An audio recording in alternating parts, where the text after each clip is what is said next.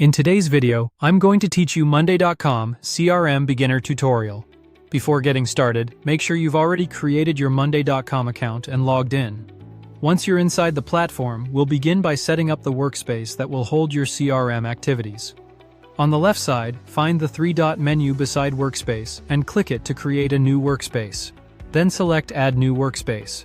In Mondaycom, a workspace is basically a dedicated area where you organize related boards, workflows, and team activity.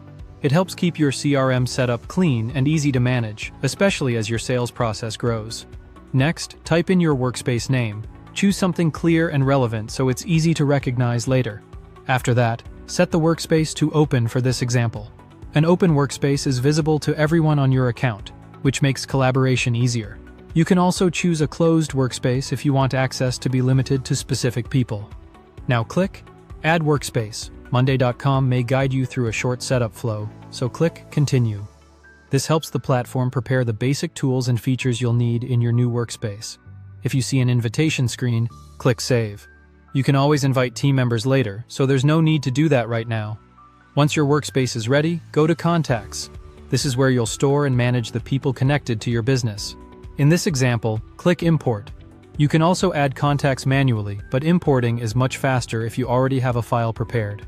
Click Browse and select your file. After uploading, you'll be asked to map columns. This means matching the columns from your file, like name, company, or email, to the correct fields in Mondaycom. This step is important because it ensures your data goes into the right places. When everything looks correct, click Continue, then click Start Import. Depending on the size of your file, the import may take a little time. Next, go to Deals. This is where you'll track active sales opportunities. Click New Deal to add one manually. If you already have deal data saved, you can import it instead, as long as it's in Excel or CSV format. Enter the deal name, then set the deal stage to Proposal for this example. Assign the owner of the deal, enter the deal value, and add the contact connected to that opportunity.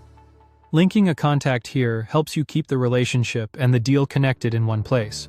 Then add the account and set an expected close date.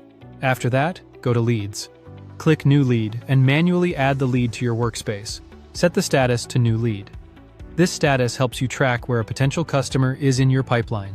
Then enter the company name, the lead's title, an email address, and a phone number. Choose LinkedIn as the lead source for this example, then select the date of your last interaction.